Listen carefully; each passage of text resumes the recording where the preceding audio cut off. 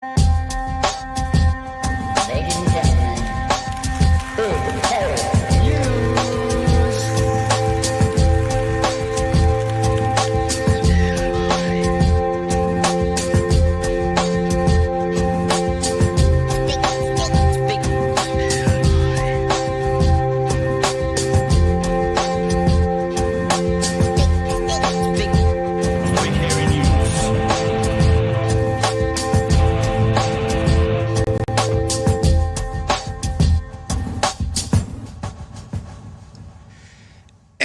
Hey, kia ora koutou whānau. Welcome back to another edition of Big Hairy News. Kia ora Chewy.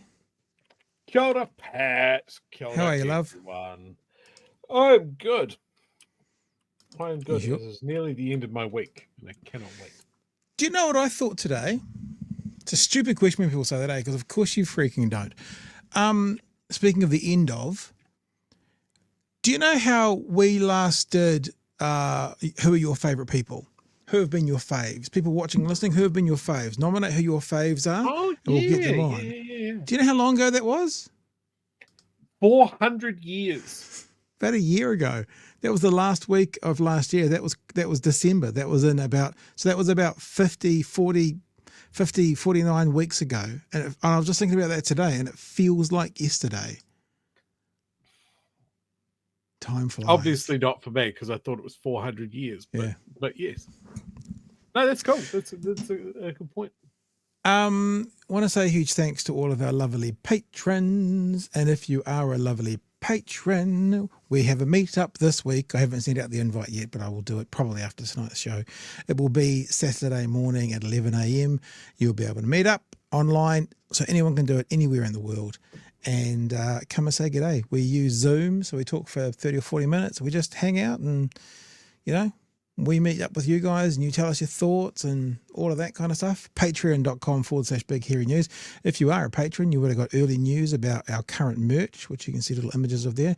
You would have got some little videos and stories through the weekend of us doing the do's. There it is.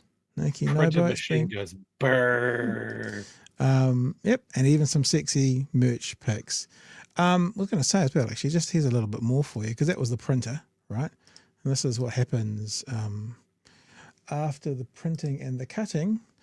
There's the label there. Oh, This is how the sausage is made. this is the sausage, mate. This is the sausage, mate. That is apparently a material that you can buy from a hardware store that is used on barbecues, so that thing doesn't burn, just the heat passes through. And look at that. 5, 4, 3, 2, 1. And guess what? Done job. The job is, well, it's not really. There's one more little press, but that's the main part of the job done. And that there was done this afternoon. And that is somebody's, if you've got a black T-shirt, if you've ordered a black T-shirt, that could be the one coming out to you. There you go. And I think the biggest point with this is that the reason that we're able to do this is because of the patrons. Yeah.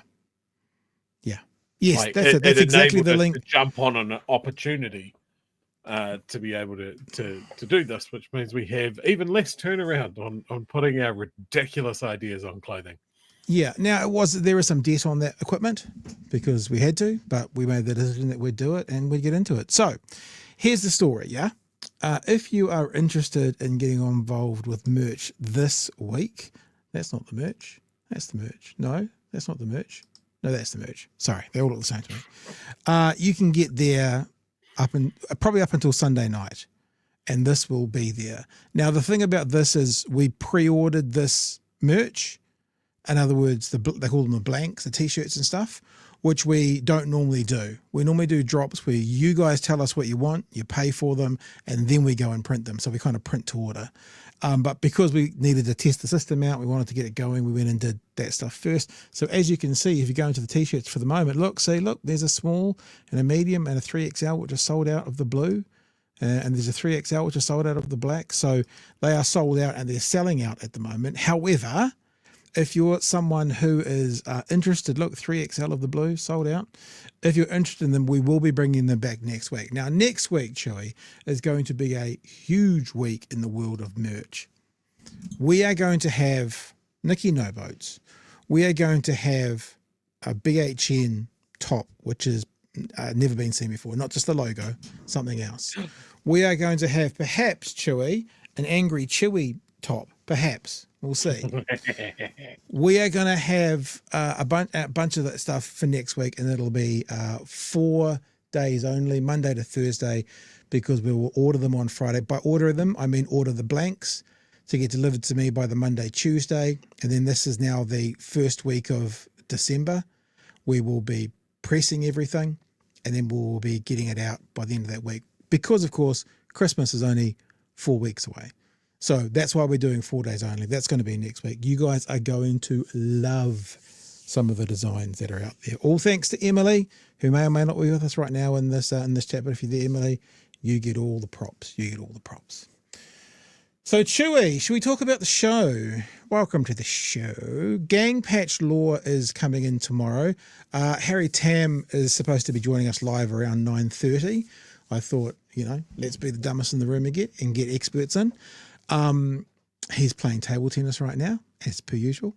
I'm now thinking, is that just a euphemism for something else? Because every time we go to talk, maybe that's just like maybe that means something very different. Because every time we're talking to him, he's like, playing table tennis tonight. I'll be in there afterwards, about 9:30. Like every time. Anyway, we'll figure that out. Also, we want to talk about Luxon on the hikoi. He spoke on breakfast this morning. We're going to have a look at a couple of clips from the working group last night. And if we get time, we might have a look at this government being the biggest. I think that Rawari actually called them sukibabas. I think that word actually came out tonight. Hey, we're both wearing, oh no, we're not. I just took mine off. I was about to say we're both wearing buffer mitch. And basically bleating and whinging and saying to the speaker, you have to punish them more harshly, Mr. Daddy Speaker. Daddy, you need to punish them more harshly because they did jumpy, scary faces at us, which is just hilarious, especially when you incorporate a couple of those parties. One in particular screams from the rooftops about freedom of speech, freedom of expression all the time. It's just hilarious. So Harry's due to be with us around 9:30. That could be, I guess, any time from sort of 9:20 to 9:40. Obviously, when Harry shows up, we will drop everything and get to him because he will be ready to chat. So why don't we start off with the adorable Mr. Luxon. There he is. He's adorable. He's my fave, I think. Of all the Luxons, Chris Luxon is my favorite. I made something today, and if you follow me on Twitter, yes, Chewy, I actually mean Twitter. That is actually a real site. You will have probably already seen it, but I'll just play a couple of clips and see if you get a bit of an idea as to what it might be about. Let's have a look at our hairless leader on breakfast this morning. He was talking to Jenny May Coffin, and they were talking about the hikoi and sort of why didn't you go out to meet them? And I swear to God, Jenny May asks him the identical question 3 times about the hikoi, and all he'll say is, I don't support the hikoi. It's almost like he's trying to be subtle about sorry. Not I don't support the hikoi. I don't support the law that will I don't support the treaty principles bill. Sorry. So all he would answer for any question was, Yep. I don't support the treaty's principle bill. Like running from it from a mile. It was just fascinating to watch. Let's have a listen. What did you feel as thousands of people gathered outside Parliament yesterday?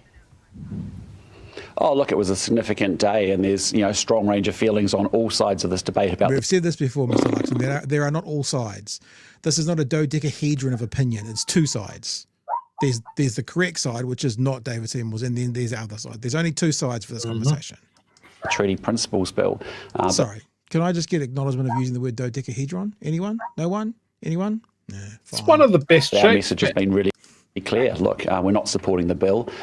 We won't support its second reading, and therefore it doesn't become law. But I understand the strength of feeling on all sides of that debate. You say it was a significant day. Why didn't you go out and greet the crowd? Yeah, well, look, I mean, we basically, the real reason was that a lot of the organisers were Te Pāti Māori. They have an opportunity to interrogate me in the House each and every week. This is the other thing. It's not a Te Pāti Māori march. Never was. Isn't. And this is one of the things they're palming it off with. We can face them in the House, but we don't have to face them outside. It wasn't. Obviously, Te Pāti Māori was there and heavily involved because, of course, of where their support lies and where their focus is. But it actually wasn't a Te Pāti Māori march, and he keeps saying it. He keeps saying it. And I think what I realised is, much like Trump in America, I think he thinks if he keeps saying things, it becomes true all of a sudden, and then he actually believes it as well. It's not just him either. Seymour has said it, that this is a Te Pāti Māori thing. And Winston has said it today as well, going as far as to say that it is a Te Pāti Māori astroturf thing, which just shows that Winston doesn't know what astroturf means. Maybe he should ask David Seymour, who is much closer to New Zealand's biggest astroturf organisation, the Taxpayers Union. All right, let's keep going. We did send a delegation of National Party MPs out to represent us in our position, which was really good. And importantly, I get to talk to iwi leaders, up and down the country continuously, and in private and in public, and in some of the sessions and meetings that we have as well. So, from my point of view, the message is really clear to the general hikoi, which was that, we're not supporting the bill and it won't become law. And there's good reason for why we're not supporting it, which is that it's overly simplistic. You don't go negate 184 years of debate and discussion with the stroke of a pen. I think our approach is better, which is you pick it up issue by issue, and importantly, we're here to make sure that we improve outcomes for Māori and non-Māori, and that means focusing on the economy, law and order, health and education, and frankly, this doesn't help us do that. I just want to bring you back to the question about why you didn't actually greet the thousands that turned up at Parliament yesterday. You are the leader of this country. Those people that turned up yesterday, did they not deserve your attention? Well, again, my message to the hikoi in general has been very clear from day one, that we're not supporting the bill and it won't become law. As I said, we agree. Just saying, it might be a bit subtle for you to pick up on, True, but has anyone noticed the non-answer? Why didn't you go out? I don't support it.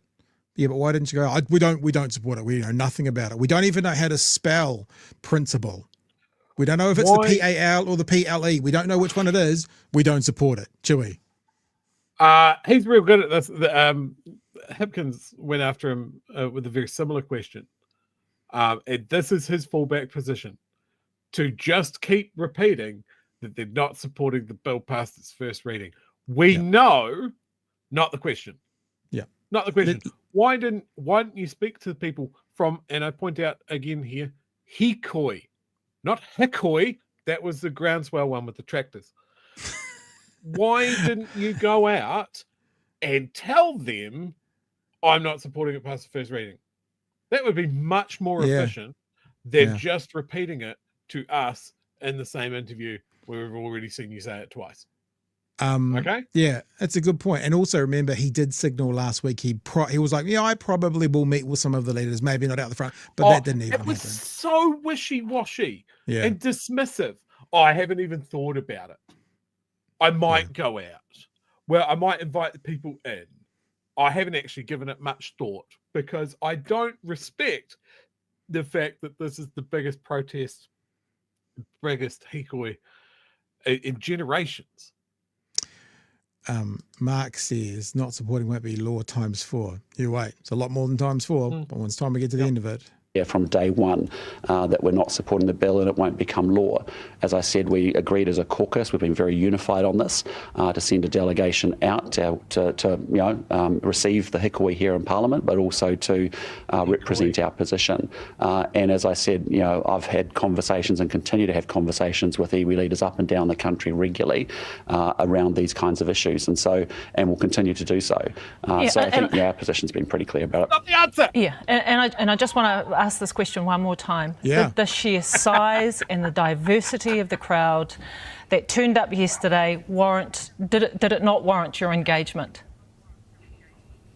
Look, again, as I said before, we reached out to we had a conversation with some of the organisers. They're all Te Pāti Māori organisers.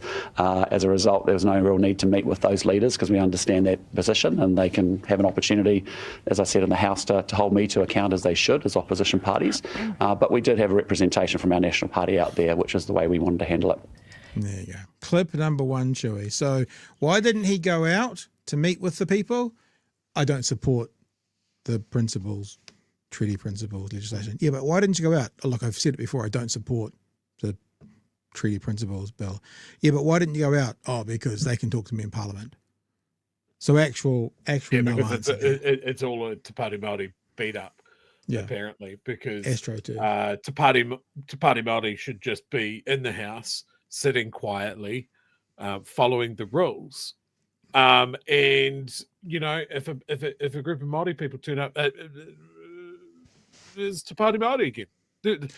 Is Te Pāti Māori in the room with us right now, Chris? Everywhere. Is it all Te Pāti Māori? Like, I don't know. How many votes did they get? What's the percentage? Like, is that the metric? Like, if I turn up to a Labour organised thing, am I now a Labour supporter despite who I voted for? Is this how it works? I also want to zero in on one thing. Every time Christopher Luxon says, trust me, do not trust that man. Don't trust him like he's hanging around outside of school in a white van. That same thing. He told the people of Dunedin, trust me, I'm going to build you the hospital that you deserve. Yeah, build you the bigger that was and better. An election promise. Bigger and better. That's going to be bigger and better. That's the yardstick. Yeah. Yep. Okay, let's move on to the next bit. And the next bit they were talking about, and look, this was we're not playing this bit off the working group tonight, but they had a chat last night about, because Willie Jackson was there and Duncan Garner, kind of saying Luxon was either naive or stupid to get involved like he has with Seymour, and he probably is not aware of what he was getting himself into. And this question from this morning, is there any regrets of supporting this bill? Do you have any regrets at all, Mr. Luxon? No, because, you know, this is the reality, Jenny May, which I think, you know, media and also, you know, the New Zealand public understand at some level, is that rightly or wrongly, the New Zealand people have chosen the MMP system as the electoral system here in New Zealand. What? And that means, as you see in modern MMP environments all around the world, think about Western Europe, for example, that you will have coalition governments. And there are now 6 parties in the parliament here in New Zealand that have different views and different perspectives and represent different groups of New Zealanders. And that is how the people of New Zealand want it to be, that they come together and we actually have to make compromise in order to actually form governments. And it's the same on all sides, whether it was a Labour Te Pāti Māori Greens-led government, in this case, you know, Act New Zealand First International. Let's pause that just for a second there, eh? This is a genuine question. People in the chat, help us out. Can you think, Chewy, of any kind of legislative manoeuvring that, say, the Greens would do in coalition with Labour, or Te Pāti Māori would do in coalition with the Greens and Labour, that would be so, I don't know, disrespectful of the country, that would be so controversial? Like, is there anything, like, straight away, I think Māori Party maybe wanting a Māori Parliament. If that was we're not going to partner with you, then you know what would happen? They wouldn't partner with them. But can you think of anything, like any kind of policy that's so divisive and so kind of out there on the wing that any of those parties would force the other one to participate in? Is there any? Yes. This is a policy I'm going to come up with right now, though. Sure.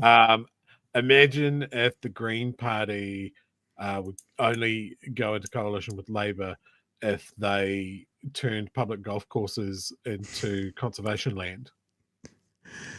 Yeah, but then Can you imagine? Can you imagine? Yeah. Yeah, but they're not going to do that. I mean, like, so what I hear you saying is there's nothing that comes to mind immediately as an actual, like, think about the policies they had at the last election. There's nothing of those policies that are like, that would have to have, let's say, a Karen McInulty Prime Minister going, oh, look, I don't really want to do this, but we have to because it's coalition and, you know, have no choice. And, you know, I can't think of anything. Now, there might be something, that's why I'm saying chat, or if you're watching this on demand, put it in the comments below. What is something that you've heard from those parties that could be hated as much as this is by such a large portion of New Zealand? That's all. That's all. Yeah, there's nothing. And his blaming of MMP when we've had this for what? 15 years, 90s, 20, 30 20, years. 20 years, whatever. Like MMP is not an unknown thing, but it's Yeah. something that I've noticed that's creeping in is the criticism of MMP as a system, you know, and now he's blaming his inability to make a deal that doesn't fucking explode all over him. Yeah. Is that's the fault of MMP. Look, I had to do it because you guys chose MMP. I don't want to do it. I wanted to rule this country like a king, but I have to share it with these two guys, and let me tell you, I am incapable of making a deal. They're better than me. Said something about because I've been a CEO of an airline that you might be familiar with. I know all about mergers and acquisitions. There's nothing in my work history that suggests that that's true, but I'm going to say it. I'm going to say it. All I did was I was the CEO of Air New Zealand, and I just stuck my finger in a P&L statement, and I held on and hoped that the airline didn't collapse. I followed Rob Fife. He was a great CEO. But all I had to do was not piss off the air crew. And I tell you, I wasn't able to do it. And then I was in politics. Mergers and acquisitions. Fuck off. Let's get some more of him in politics now, shall we? Government. We agree on the vast majority of the approach around the economy, law and order, public services, but we have a fundamental difference here, and that's okay in a mature MMP environment. Yes, to actually, and I'm really sorry to interrupt. To have these kind of issues. Yeah, I'm really sorry to interrupt you, Prime Minister, because we've heard you say that on a number of occasions, but the reality is that this bill is only before Parliament because you supported it. I mean, you know, how much leverage did David Seymour actually have? Were ACT going anywhere else? Were they going to go and join Te Pāti Māori, Labour and also the Greens? How much leverage did David Seymour actually have at the negotiating table? Well, I just say to you, I'm trying to make the point, Jenny May, that you've got kind of a first past the post mentality in an MMP environment. We are in a modern MMP environment. It has matured. No, yeah, and the thing is, he is using MMP as a coverall for his bad negotiation skills. So that's what he's doing. He's using MMP to say, I had to make a shit deal, or else the other guys might have been in charge, or else ACT might have been across the benches and they would have controlled everything. You know, so it's not my fault because I can't negotiate or don't know what I'm doing. It's MMP's fault. So MMP here is the boogeyman underneath the under the bed. He was negotiating with 3 different people: Winston Peters, David Seymour, and the clock that was in the room.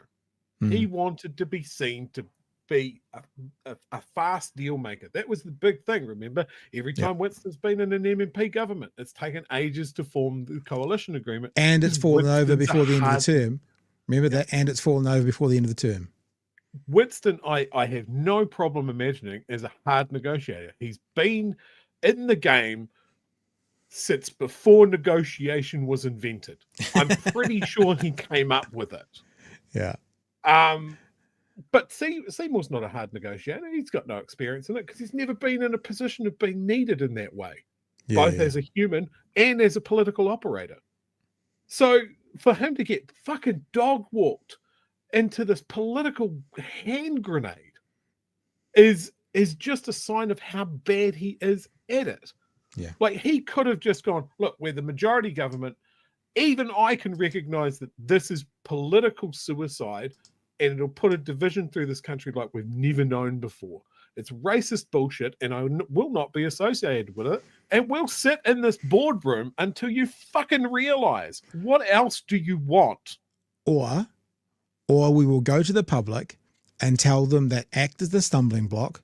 We cannot form a government, and we will not allow them to be in the opposition benches, because that would mean, New Zealand, that ACT would make every decision. So therefore we are recalling a new election.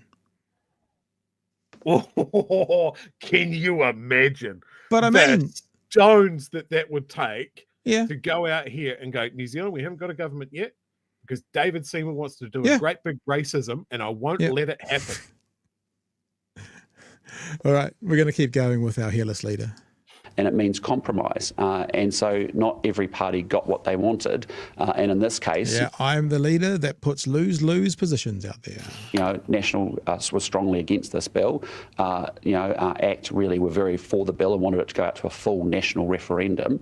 And we found a compromise which enabled an aeration of the views through a select committee process. Which enabled division and racism for an 18-month period, officially thanks to the government. Where submissions will be open and then closed, I think, on January the 7th. And then, as I said, we don't support the bill after this, and neither does New Zealand First. Unless the opposition parties do, it doesn't become law.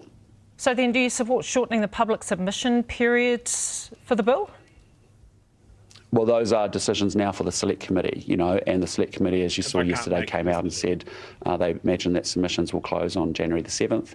There'll be some oral submissions, and they'll work through a process from there as a Select Committee in Parliament of all parties of MPs that are on those committees work that through.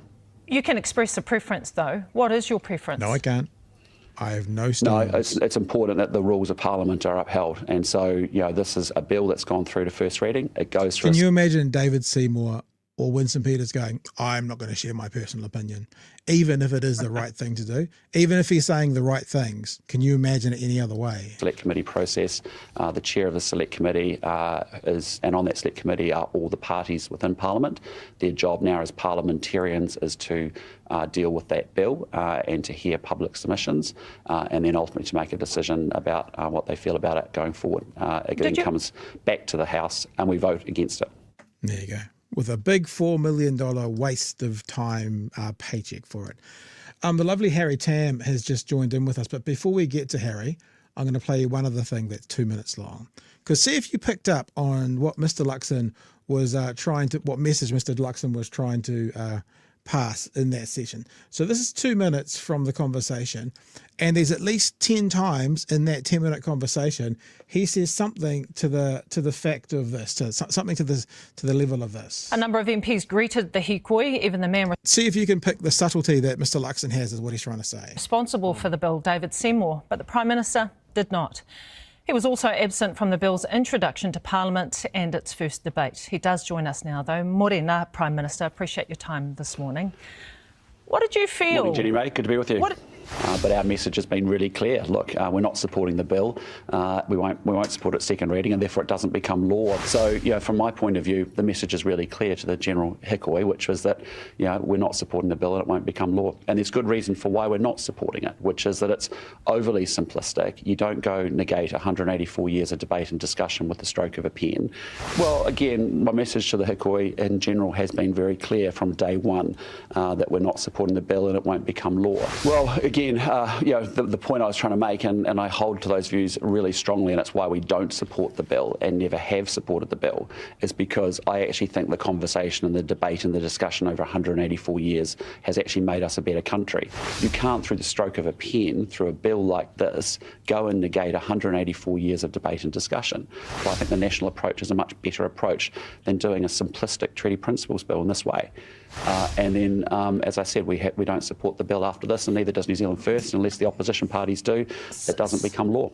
Well, again, as we have said before, even during the election campaign, it's not something we support. There's still 30 seconds to go, Choy. Stick with us. Because I'm just it's going to overly drive a pen simplistic through my for dealing eye. with what is a really complex, set of issues that have, built up over 184 years. Well, again, as I said to you, Jenny May, for over a year and a half, we don't support the Treaty Principles Bill because it's overly simplistic. Our government is focused on those outcomes, and frankly, the Treaty Principles Bill doesn't drive us towards doing that work, and that's why we'll vote it down and it won't become law. Christopher Luxon, Prime Minister, joining us this morning. Tēnā koe. Thank you, Jenny May. I know it's kind of subtle. I know I do subtlety well, but just in case you missed it, apparently he doesn't support the bill and he wants everybody to know it. That was from, just so we're clear, that was from this morning's one interview, which was about 10 minutes. And there was either 10 or 11 times he said some variant of we don't support the bill. Yes, Chewy. I'm pretty sure I've worked out why they try to keep him away from interviewers.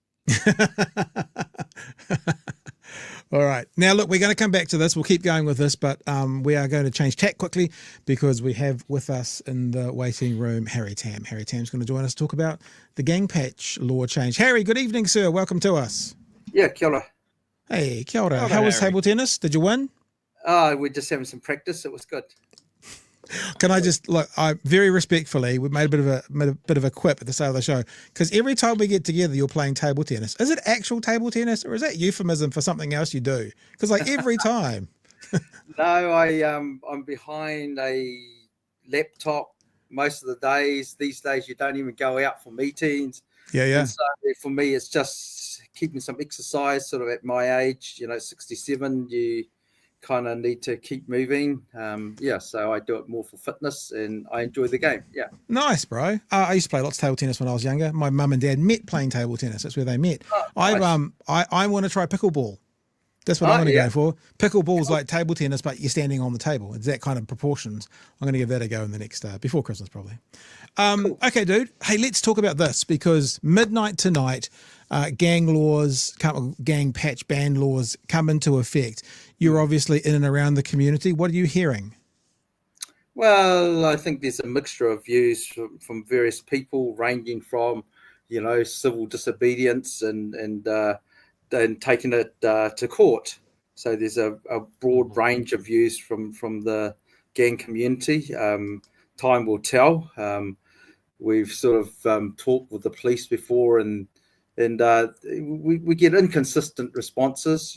So it's going to be interesting to see how it unfolds. But I think there's some issues that I'm particularly concerned about in regards to the whole issue of human rights. So you will be aware that the Attorney General advised that this was going to be a huge breach of the Bill of Rights. But unfortunately, we can take it to court for judicial review, but the court can't override the government. So what the judicial review, a good outcome would be there be a judicial declaration that these laws are inconsistent with the Bill of Rights, but it won't change it. So that then brings us into another situation, for example, at an international level where it could weaken the government's position. For example, the Prime Minister was meeting with the President of China, and he raised the issue about human rights with China. So in future, the President will raise human rights about gangs in New Zealand. Yeah. So the position that we hold will be considered to be weakened by our own policies of breaching human rights. So that then brings into another question in regards to the Bill of Rights. What uses does it have if it's not enforceable in court, right? Yeah. So I don't know whether you're aware of the history of the Bill of Rights, but my understanding was brought in because New Zealand was part of the United Nations Declaration of Human Rights, the requirement to have human rights constitutionally. At the time, Geoffrey Palmer didn't want to go down that path of a constitution because we didn't want to ratify the treaty. So that brings into the question of what happened yesterday with the hikoi, right? So we came up with a soft option based on the Canadian model of a Bill of Rights, which is not really enforceable in court on this issue. So the way forward to avoid situations like the David Seymour bill and all the rest of it, we need to actually have a constitution. So I would certainly think that this is a good time for that discussion, given these two things happening simultaneously under a coalition government that's of the right wing. So I think it's a good time to have that discussion about whether New Zealand should actually have a constitution, because that then brings into the whole question of enshrining the treaty as the foundation document of the country, which would then avoid the sort of debacles that David Seymour's gone down. Speaking of David Seymour. So anyway, that's me. Speaking of David Seymour, a few weeks ago, he made it very clear that they weren't interested in trying to ban the swastika. And he said at those times, Bill of Rights issues, the ability to, profess your right for displaying what you want to do. I'm sure within the community, you guys saw that and went, hey, hang on, don't all of these adhere to the gang patch? Can't we now use what he said would break laws against him and this other thing he's trying to do? Do you know what I mean? I think that, for myself, I'm not particularly interested in the one or the other. What I'm interested in is what's the problem here? What is it that we're actually trying to fix, right? Yeah. So is it gang membership? Is it gang behavior? Or is it both? So what are the tools to do that, right? And I'm not sure whether you can ban all sorts of things, whether that actually addresses the core issue. So we know that last week the Prime Minister made a big apology in Parliament for the people that were the victims of state care, right? Yeah. That is the very genesis of where gangs come from. And so you've now down to the third to fourth generation. So that basically that apology is hollow, because we're now going down the path where we continue to re-victimize the victims. That's where gangs started from, as I articulated in your previous show, where you look at the whakapapa going back to 1954, the Mason-Garb report, the requirement for tough on crime, and so forth and so forth. Because we've never really addressed the issue of people that have been heavily traumatized by the state and institutionalized. These people have gone on to have their own identity because they've actually had their real identity stripped away from them because of state care, and a whole new identity implanted into them, which is the identity of violence and the identity of gangs. So the thing is, you can ban this and you can ban that, but that is not an answer to the problem that we have. It's about whether the country wants to be honest about the causes of these issues and look at what the real redresses are. That's what I'm actually interested in. So you can ban swastikas, you can ban whatever you like, but banning has never solved any problems in the world. Yeah. Chewy, mate, jump in. Harry, I just want to talk about a couple of things. You mentioned, like, what problem are they trying to solve? And it seems to be that the problem that they're trying to solve is that someone wearing a gang patch is intimidating. So now they can't wear their gang patch. Are they not intimidating anymore? I think the thing is, I don't think, like I've outlined to you before, when you look at the numbers, it doesn't measure up. Gang members do not intimidate people. The mass media does, because it constantly shows the patches and it constantly sensationalizes the stories and the behavior of gangs, right? Like I say, 5.125 million New Zealanders, 8,000 gang members. The reality of it is, you ask yourself, when was the last time you saw a gang member with a patch on in real life? Every time I've seen a gang member wearing a patch, it's more of a don't fuck with me sort of thing. Like they're on their own, or they're flying the flag a little bit, but it's not going to stop crime. That's my very point. Usually, if they're wearing their patches, they're not doing crimes because it's too obvious who's doing it. It seems foolish. Well, I think if you think patches are intimidating, you want to look at the creative facial tattoos that will come. And you can say take it off all you like, but it ain't coming off. So we're out of the frying pan into the fire, and like I say, what are we trying to fix here? The other question I have for you, because you might know a little bit more about this than I do. Now, my understanding is the mechanics of this bill is that they haven't described what a gang patch is. They've just named the sort of organizations. Is that correct? My understanding is that based on their intel, they've got a list of 20-odd groups that they have in that schedule, and if you're affiliated to that group and through their intel, so they interpret who's a gang, what's a gang, who's a gang, and who's a gang member. Not so it's kind of flawed in that way, because the danger to that is that and I think these things can easily slip over to the political space. Say we become a group like the hikoi, it can cause government problems. Then what you consider them as a gang, because it's not clear what the criteria that constitutes a gang.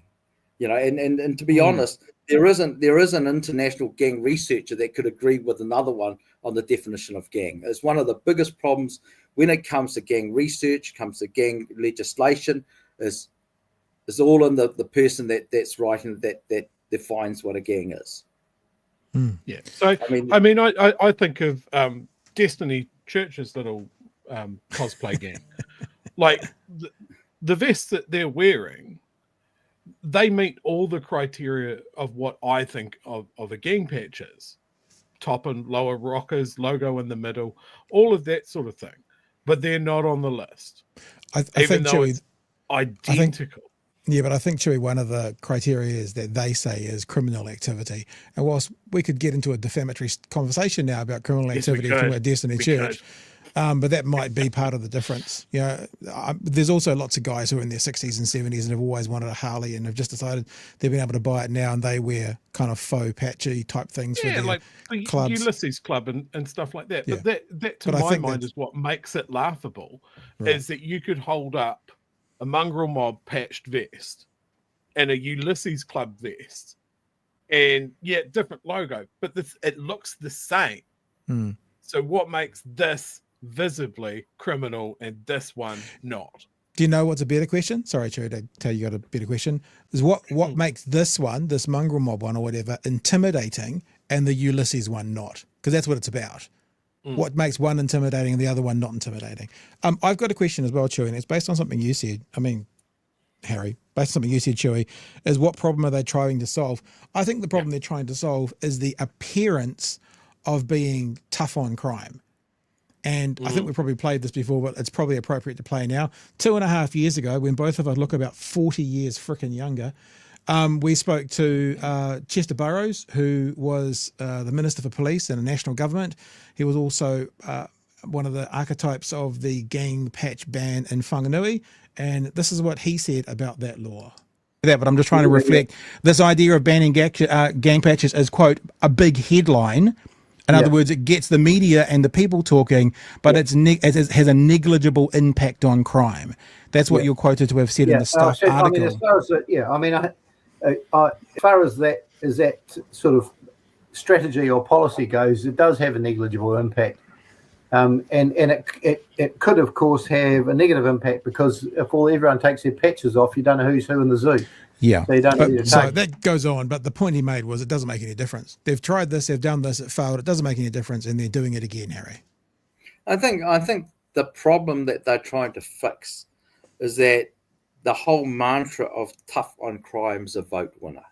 You rely on generating a moral panic, and then the panacea to that moral panic is the tough on crime. This happens over and over again. And then the hidden agenda behind all this is private prisons, right? Yeah. If you have a look at every national government the last couple of decades, they've promoted private prisons. So what we have now, the prison system is already overfull.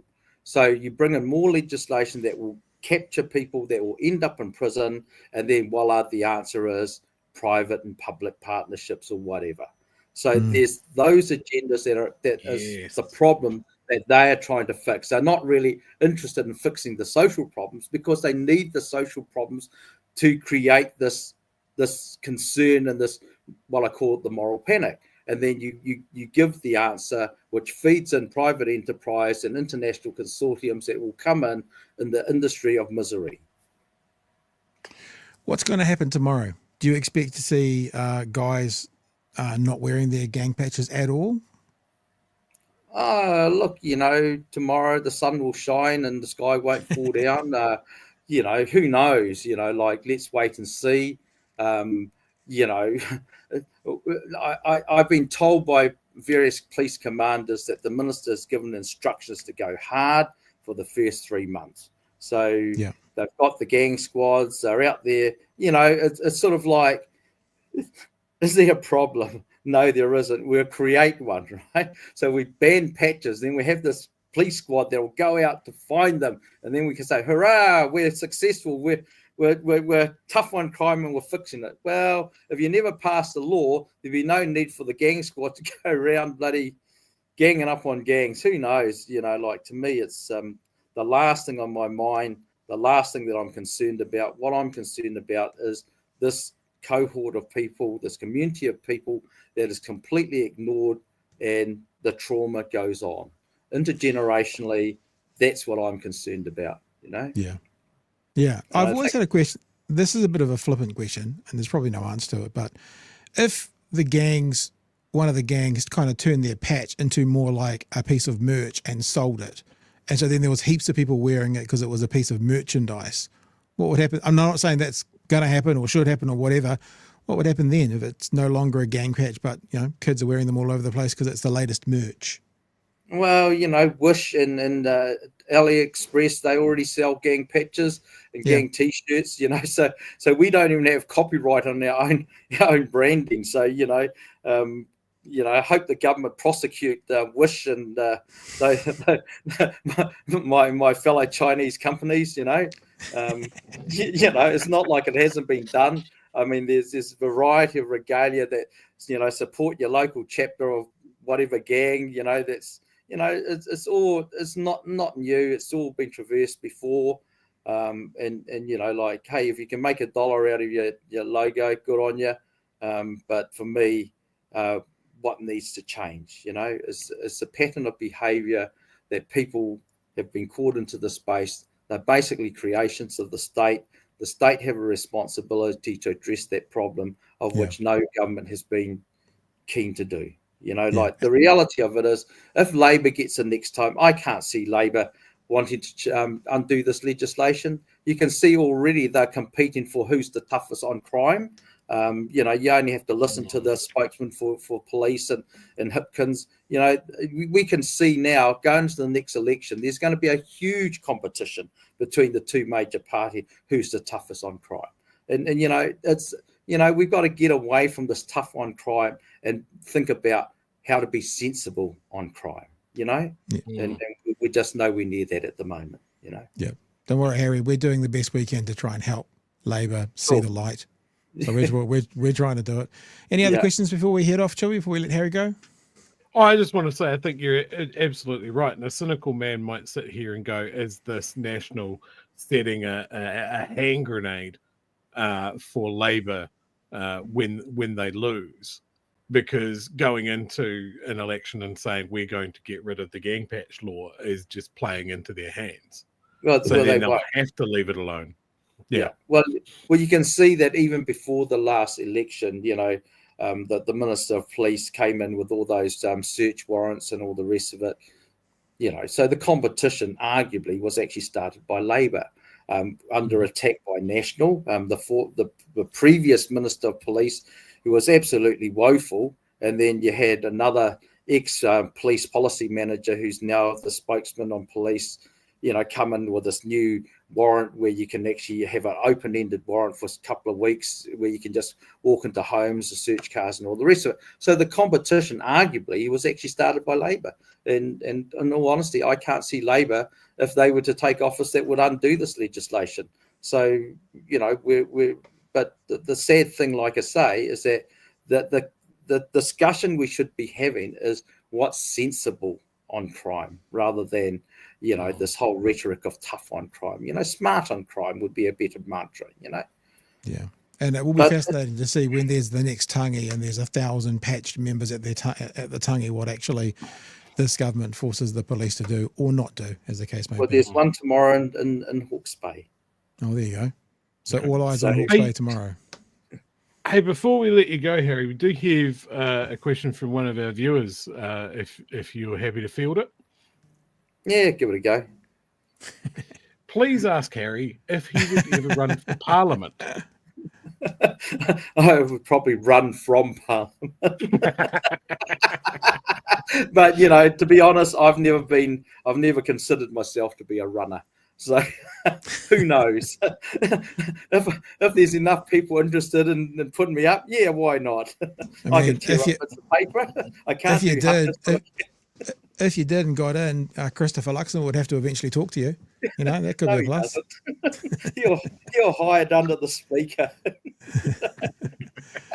Hey, Harry, it's been an absolute pleasure. Always is to have you on. Thank you so much for coming in tonight and having a bit of a chat with us. We are sorry if we interrupted any of your table tennis happenings. It's all good, bro. We've got a game, remember, at some point. Me and you?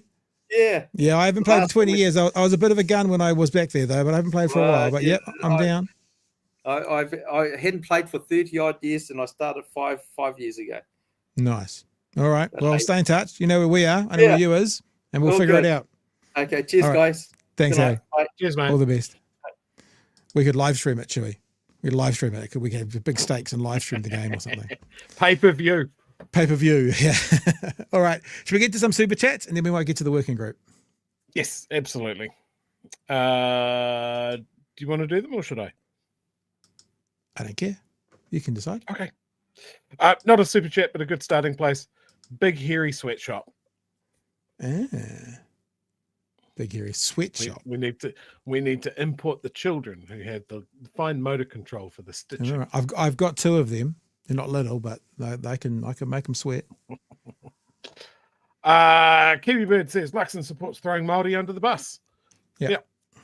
Can't say that in an interview though. Very bad form. Yeah. I really, I really struggle watching Jenny May. She did really well, but the way she and I struggle is I can't imagine sitting across from any politician doing that and not just going, "Would you please answer the fucking question?" Answer the question. I have answer the more fucking question. Someone's going to snap one day, and we're all going to be here for it. And I am here for that. Yes, Brian says. All related, Cuzzies and Bros, Cuzzy Luxon. Kiwi Bird says, I didn't realise that Te Pāti Māori has 30,000 plus members. Yep, absolutely. And growing. Luxon's eye bags get bigger with every non-answer. Yeah, it's his tail. It's like Pinocchio's nose, I guess. Yep. Jonathan says, the country needs leadership and all the major parties can offer is mediocre management. Te Pāti Māori seems to be the only parliamentary party that offers real leadership at the moment. Yep, and it's coming out of a 22-year-old. Yeah, very good. Peter says, Luxon is the type of guy who tip over the Monopoly board when this game starts going against him. The spineless, weak-willed, contemptible egg. It's in the ballot. Luxon wanted to rule the country like Muldoon did in 1975 to 1984. Shame this is the reason that we went with MMP after social credit was often at 20%.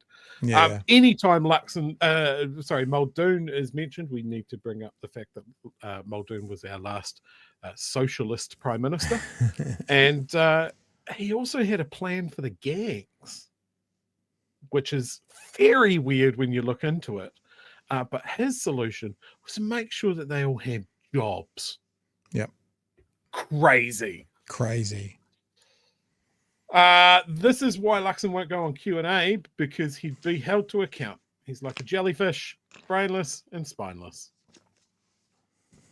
Brian Turner goes, wow, that's a sleazy segment. I'm not quite sure what that's in reference Maybe when to. we were playing the all the non-answers, maybe. Oh, yep.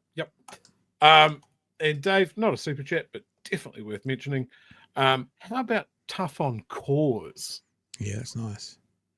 Nice, good idea. That is a good phrase. All right, let's do one more thing before we move into the next part, because I had some video to show about the gangster from the news, which we're not going to show now because we've just had the chat instead. But there was a part at the end of the conversation which really kind of surprised me. There's been a new police minister announced, Richard Chambers, and the reporting on One tonight hinted very strongly that he might be in favour of bringing guns into the police. Just have a listen to this this part of the report. Again. Listen to what he says. Our new police commissioner has only just returned from overseas, where he's been working in France with the global crime-fighting organisation known as Interpol. And the new police commissioner says, look, during his time overseas, he's realised that policing all around the world is becoming more volatile. And one of his top priorities is to keep frontline police officers safe. He thinks it's time for a bit of a discussion about the tactical equipment that they have available to them. He said, he's open to having discussions about whether it's time for our police officers to start wearing body cams. He said he's also open to talking to them about whether police officers would like to be carrying firearms more regularly. Now, he said also, having worked overseas, he's noticed a real declining trust in police around the world, and he doesn't want New Zealand to go that way. He said, in order for that not to happen, it's vital that police respond to crime when it's happening. He also talked a little bit about the crime that New Zealanders are experiencing. Here's what he had to say.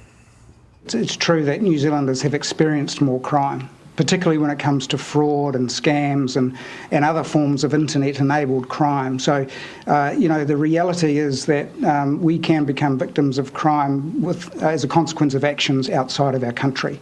And it's important to realise that, of course, that makes people feel unsafe.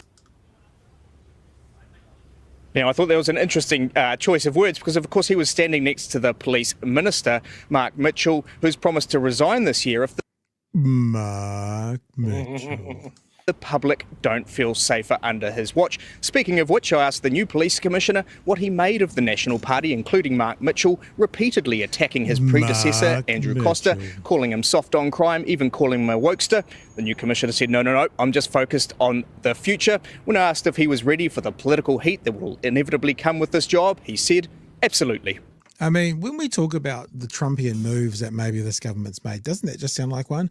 Pointing to a public servant and abusing them, calling them woke or whatever you want to do. Pretty ridiculous. But anyway, in that, tactical gear, possibly guns. I like the idea of body cams. I think every police officer should carry a body cam without question.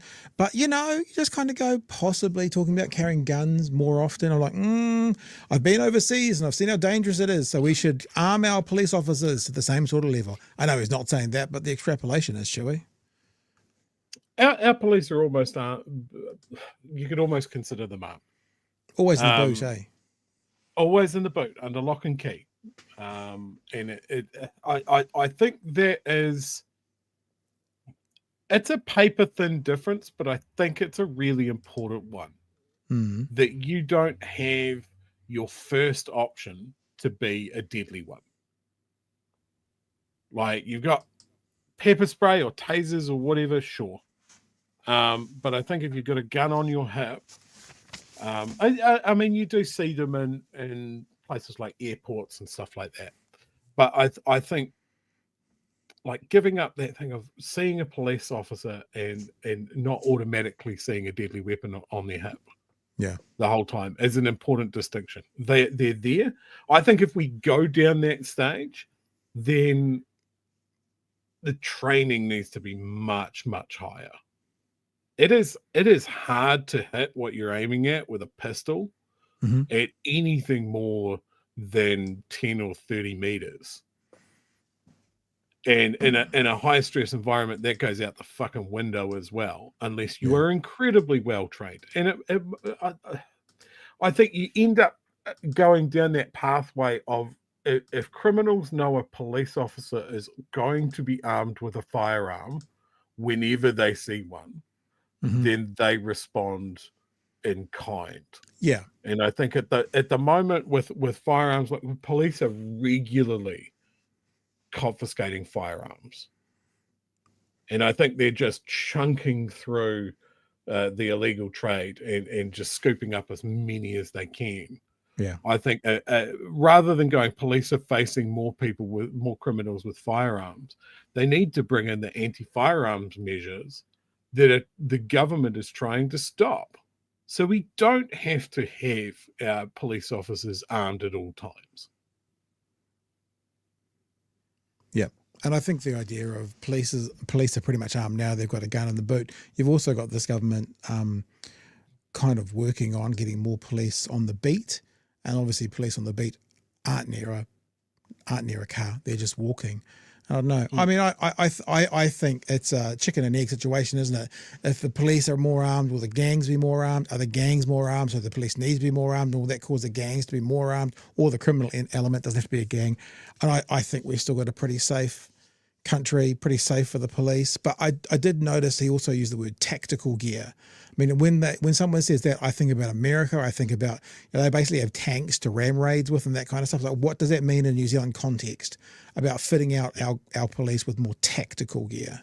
I don't think we have to really worry too much about that. Like America's whole situation of the militarization of their police comes straight from their military and the Homeland Security Act, and that's a whole another kettle of fish. But yeah, like I'm all for safety equipment for police, like stab-proof vests, all of that sort of stuff. You should be safe at work, and that applies to cops as much as anybody else. I'm a big fan of body cams that officers cannot fuck with, cannot turn off, that sort of thing. That has been a game changer in parts of the US. Yep. I think that's a really, really important thing. Arming cops on the regular day-to-day, absolutely not. Yeah. Absolutely not. If a mistake can be made and it's deadly, no. Okie dokie. Let's go and have a look at some clips last night from the working group. The working group had Duncan Garner and had Willie Jackson and, of course, Damian Grant and Bomber there as well. We're going to watch a conversation, which is, this is this really interesting thing that the right are doing at the moment. When people are saying that Seymour is lying because he's trying to change the treaty, and the opponents of the left, I guess the right, are going, what's he lying about? How's he trying to change the treaty? And they're playing dumb. Like, Chewie, if I told you that the word wet, we're gonna change the meaning of the word wet, it now means dry, saying that my towel is wet would then have a different meaning, because it would mean it's dry, as we understand it today. So when you change the definitions of words, and when you change how words are understood, that in part changes how you read the treaty. I was thinking today, you know the word windy and windy, how it's spelt the same? I'm on a windy road. I'm on a windy road. It can mean the same thing, can mean different things, exactly the same word. And that's why it's so important to have language experts in this. It depends how you understand that word, the context around that word. And Seymour doesn't have any of those people. He's still talking about the Māori elite and the experts and that kind of stuff in a bad way, the experts in a bad way. So they're going to get into this, and Willie Jackson's going to talk about when he was in the House this week and got booted for calling him a liar. It should be a place to protest, and I have no regrets out of, in terms of calling Seymour a liar, because he's a liar. But I was passing that message on from the hikoi. He's lying because he keeps saying, I don't want to touch the treaty. Yes, he does want to touch the treaty. That's what the King's, the 40 legal people. Look, these are the top legal minds in the country, guys. They're saying, yes, you do. You want to actually touch Article 2, that you want to actually change the treaty. These are no fools, you know. You've got them, you've got the Waitangi Tribunal, but if you don't rate the Waitangi Tribunal, do you rate the government's own lawyers? Because they're saying, yes, you do. And so he's lying in terms of what he's trying to say. He's trying to say, it's going to be all hunky-dory. And he wins people like Damian over because he's all nice and reasonable. Well, I'm not nice and reasonable. So, I just call a spade a spade. And this guy has ignored all these former Nats, all the former judges. It's like Trump. He knows more than everything. Yep. And then he tells lies. It's lie after lie after lie. Mr. Jackson, and all of a sudden Damian Grant says, that's really reasonable. No, it's not reasonable. And this is where Damian Grant's going to come in and try and nail Willie down as to what is the lie. But see, what happens is he'll try and nail him down as to what is the lie. And then when he gets given the answer, he won't accept the answer. So it becomes a very cyclical conversation that goes nowhere. And people are getting angry, and that's why you got that haka in the House. And I was really proud of our crew who did the haka, you know? What is the lie that David Seymour is saying? Because I just told you the lie. The lie is you are saying. Just listen to me, and I'll tell you what the lie is. The lie is that he's not trying to change the treaty. He is. The treaty Is principles. That a lie? Well, you are making an assertion that you understand. You have a window into David Seymour's soul. We have what David Seymour has said. We have the words in the legislation itself. We have and the words in the legislation change the definition of what the treaty is. So this is this defence that these guys have. It's like no words are going to be changed in the treaty. So they're not changing it. Not one word, they say, not one word of the treaty will be touched. But what you're telling us to do is now this word in the treaty that's not going to be touched now means something different. So you're changing the treaty. Party policy. If we take all of those at face value, he does not want to change the treaty. His legislation doesn't change the treaty. And if you're going to say that David Seymour, you don't know more than the King's councillors. You don't know more than the top lawyers in this country. They're all saying he's changing the treaty. The issue is, you are saying that David Seymour says that he wants to change the treaty. There is no evidence that he wants to do that. But the effect of it does change the treaty. He wants to define the interpretation. He wants to define the principles. He wants to define the principles. That is simply not true. The treaty. He wants to change. Top lawyer. He wants to change the definition of the principles of he wants the to define treaty. them properly, which defines the treaty. That's right. It does not. There you go. And they go on, shall we? So this is this talking point that not one word in the treaty will be changed. Sure, fine, I accept that. But if you're now telling us that the word wet means dry, that means that sentence reads differently. The word might still be there, but if you've changed the definition of that word, it now reads differently. So you've changed the treaty, shall we? So first of all, what makes Damian Grant a legal expert? He's not a lawyer, but he's been around them a couple of times. They weren't very good. Yeah, a couple. Didn't go very well for him. And yeah, this fig leaf, and remember, I mentioned this right at the start, that they were going to rely on the fact that they're changing the principles of the treaty and not the treaty themselves, and people were going to fall into the trap of saying he's trying to change the treaty, and he'll go, no, I'm not. I just want the principles to be better understood. If you're using the principles to interpret the document, then you don't have to change the document, because everyone will refer to it in a different way. Yeah. You're not changing the treaty, you're just changing how people interpret it. It's the same thing. It's a fucking fig leaf. It is a debating trick. Well, yeah, and I think the point you just made clear here says he's a bit thick, that Damian. I don't think he is. I think they know. And I think they've figured out, these opponents to the treaty, they've figured out, they think that this is their way in. No, there's not one part of that.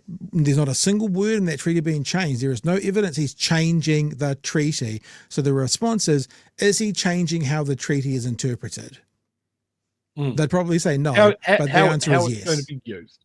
Yeah. The other aspect of it, as far as Willie calling David Seymour a liar, and Damian going, where is he lying? Show me on the dole where he's lying. He is lying with something that he keeps repeating, that the treaty is an agreement between two races. Yeah, good man. He knows that that's not true.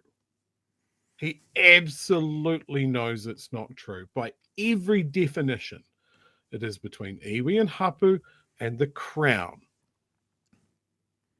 That's the agreement. That's who signed it.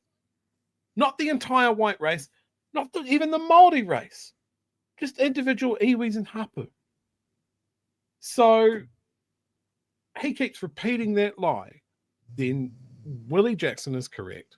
David Seymour is a liar. Cool, we're done. We were doing a live stream yesterday, and Spiderhoof was on with us, and Spiderhoof said something that made us all go, and then Spiderhoof went, why have I never thought of that before? You know how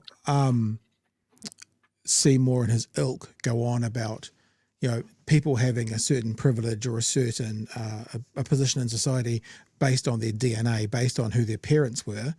Spiderhoof went, you mean like the crown? And we were like, oh, yes, chosen by God, don't you know? But this agreement was made between the owners of the land, the occupiers of the land, and a group of people who had their privilege based on their birthright. Exactly everything that David Seymour is speaking against. So actually, if you want to go down that path, both sides have certain inalienable rights, perhaps, or rights based on who their mother and father were. But the point that I also thought through the weekend, or through the week, is that so do we all. If my father passes away, I have a right to the legal contract that he signed with his lawyer that you don't have, Chewy. I have a right based on my birthright. We open that up to a public referendum. And based on who my father was, that you don't have. So this big scary thing that they're saying all the time, when you break it down to what it is, yes, forget based on their ethnicity, based on who owned that square metre of land, yes, based on the contract that was written about that square metre of land, they have a right or they have an advantage based around that agreement, just like I do, that my neighbour doesn't, based around my agreement with the bank. It's not such a scary thing, but he's able to dog whistle and bring up race and racial issues and equality, not equity, and equality of outcomes, and get some people. God, you should have seen my Twitter feed today. I could not believe my Twitter feed today. Like, I put out something that we did last night on my Twitter feed, and it was the one about how which one was it?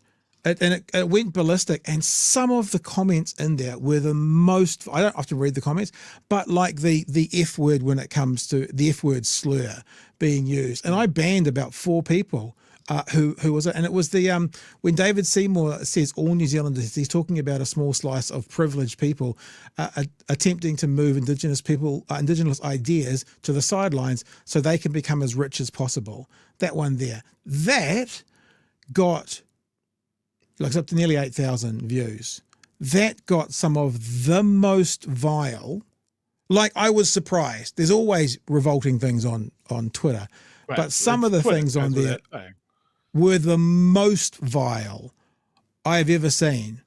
You know, abusing us. Hired.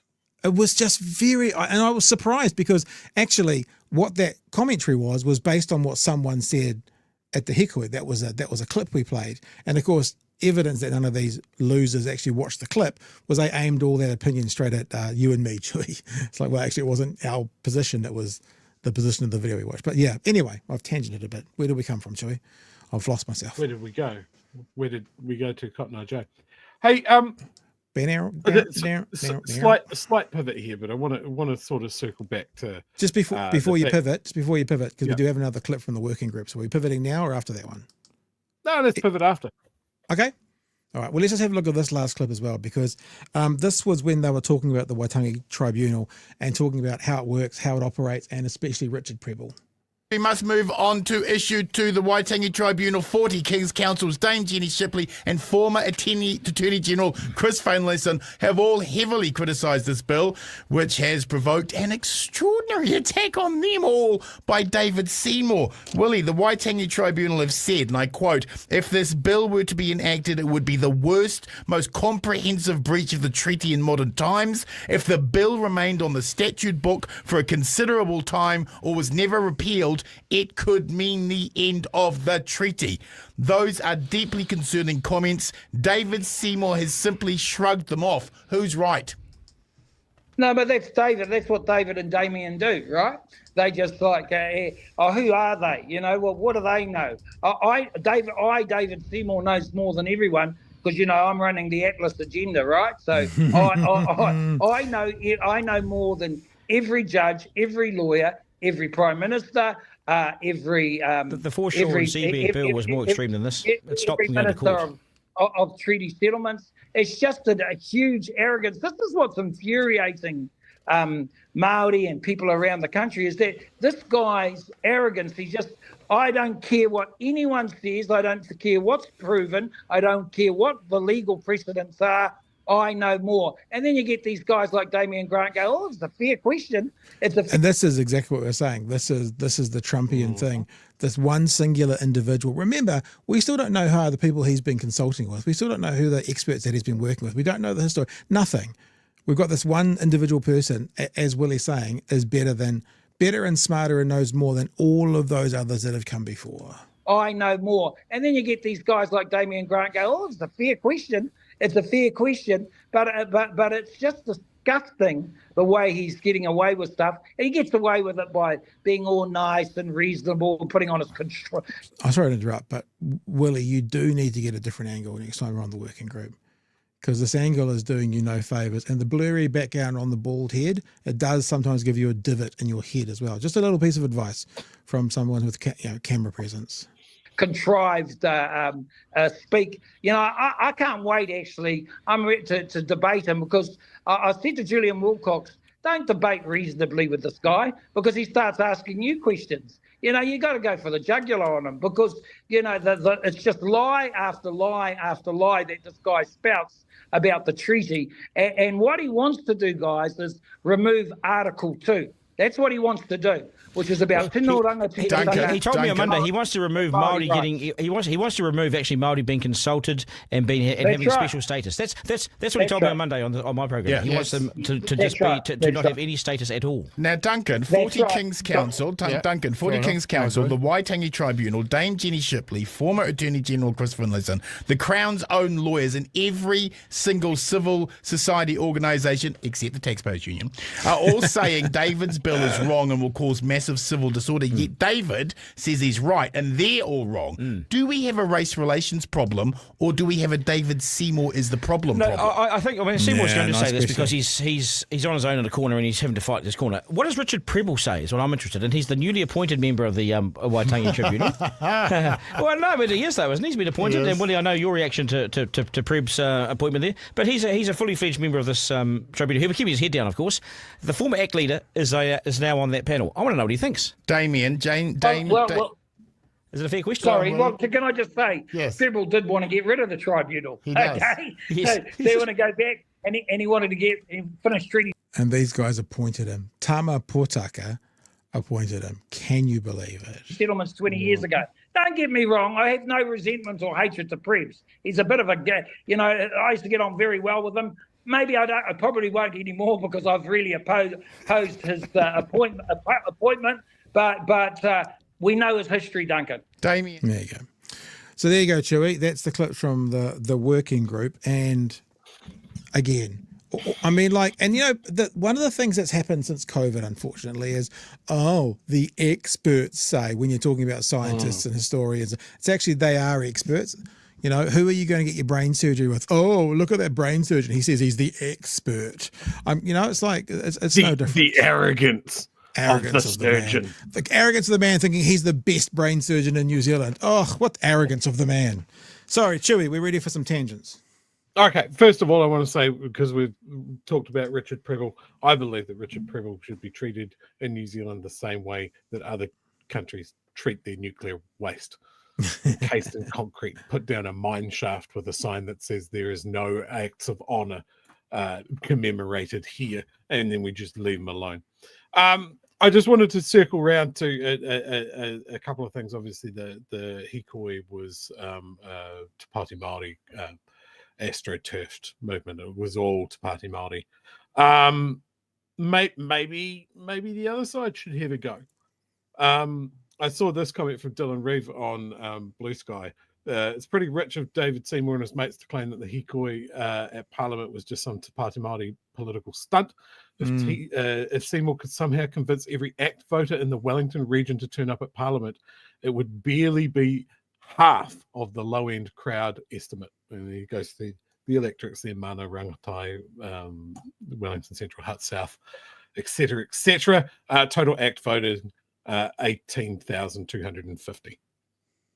So yeah, that's perfectly fair. The other fun one, someone pointed this in my direction last night again on Blue Sky. One of our favourites, Annie O'Brien, made a comment on Twitter.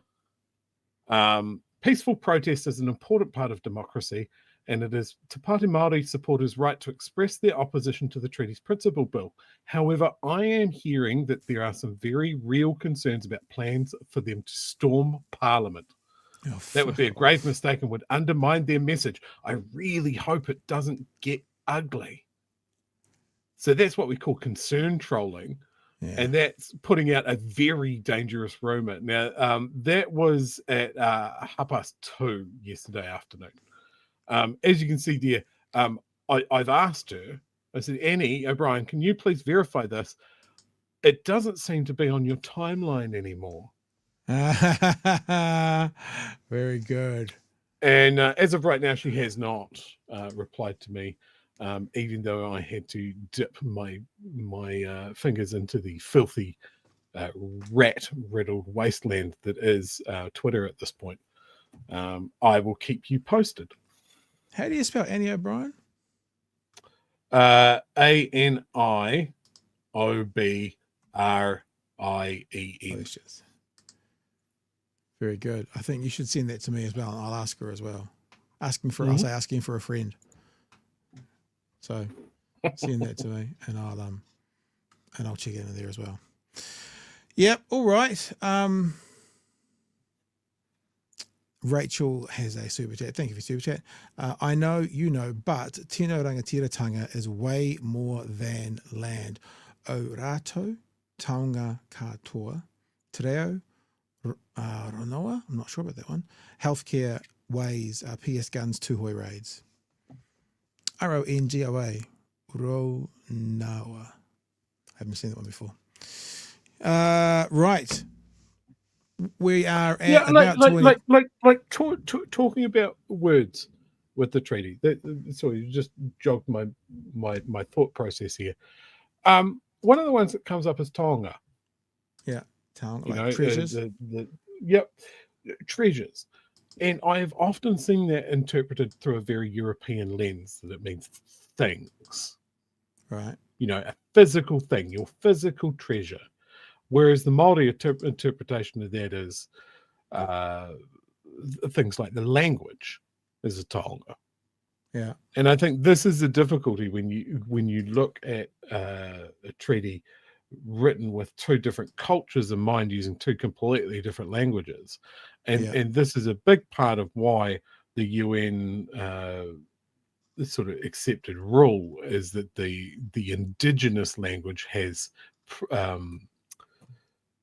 supremacy in these sort of negotiations when you look at the treaties when there's two different versions. And again, I just want to hammer that point. When we've got an English and a Te Reo version, they are versions, not translations.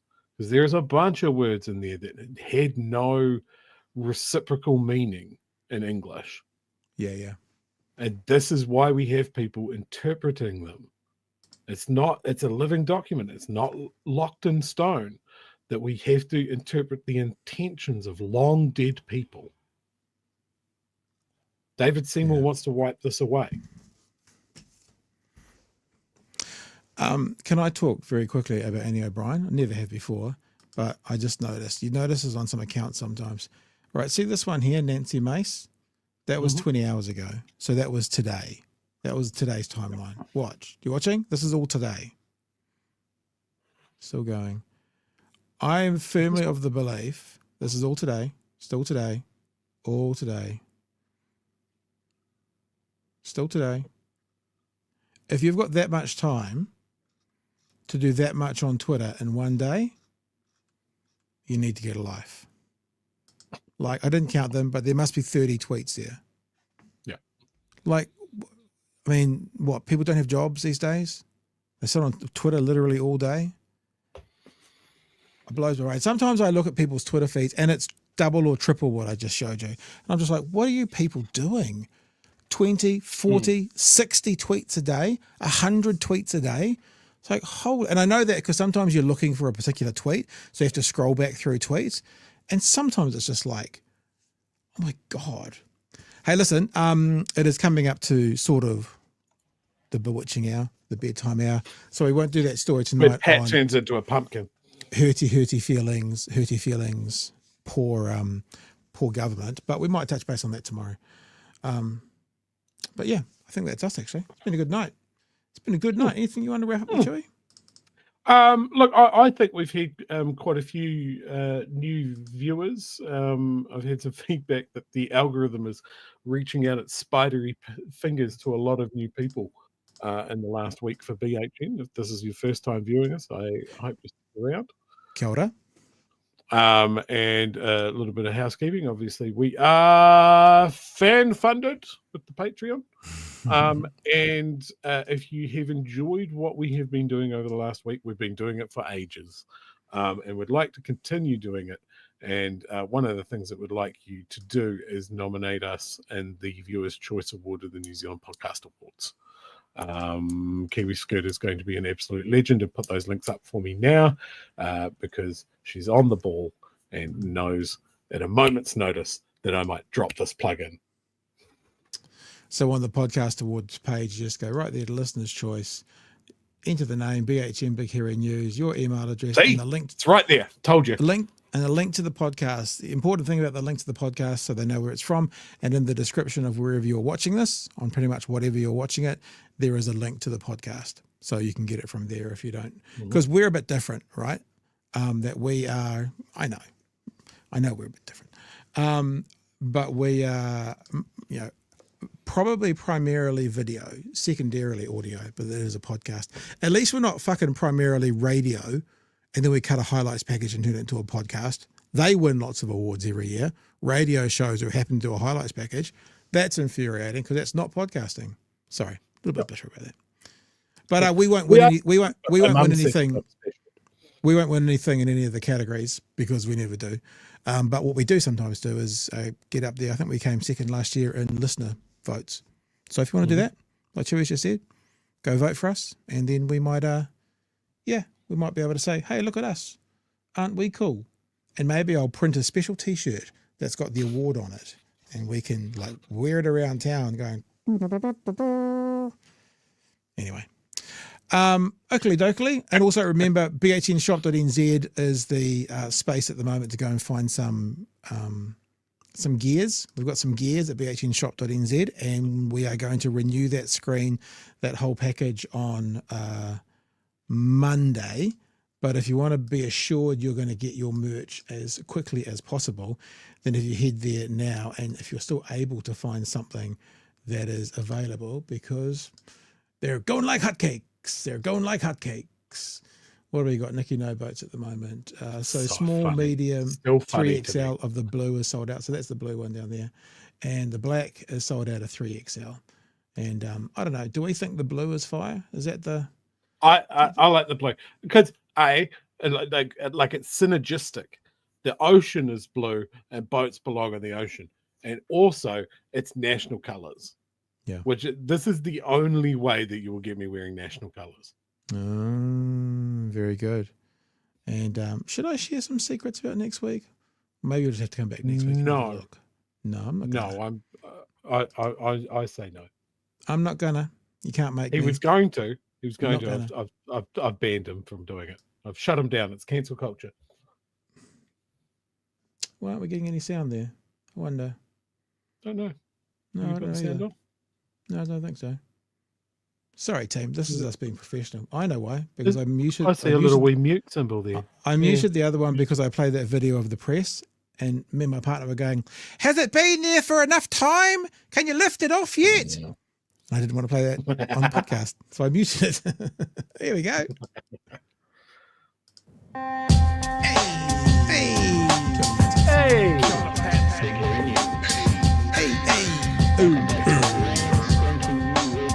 Help us settle a debate, whether it be thoughtful or funny, even if we're all creatures of hate. It's a fine line that we're walking together. For better, push aside the temptation to berate. Let's take a note of the corners we stand in. As many points as the hairs on my chinny chin chin. When the news that we're watching is hairy, knowing all the things that we need to be wary of. Like the rich have the hand out for rewards, while the many have to work at what they can't afford. And the rest of us ain't paying attention, or maybe have questions we're too worried to mention. Other media is still dwelling on trivial facts, vetting peas from the rice and the mice from the rats, and picking and choosing a war path to run, and linking ourselves with the hill to die on. It's gotta come down to a welcoming vibe, with an A and a self and a higher in mind. All heavily, neither this way or that, and we'll be analyzed by what Chewy and Pat. With the evil in the world trying to mess with your head, and you're sitting on the couch, you're thinking chivalry's dead. Each night, 2 nights, they're gonna sing you to bed. It's Big Hairy News. All right, team. We'll catch you tomorrow night for another edition of Big Hairy News. If you didn't know it already, remember we also have a live show on Friday nights run by Magenta and Emily. Emily and Magenta will see you on Friday night. But me and Chewy, we will see you tomorrow night again live from 9 p.m. That's it for me. If you want to be a part of this streaming credits, of course, are all our patrons. Patreon.com/Big Hairy News. That's it for me. Hooroo! That's it for me as well. Matiwa. Be cool to everyone.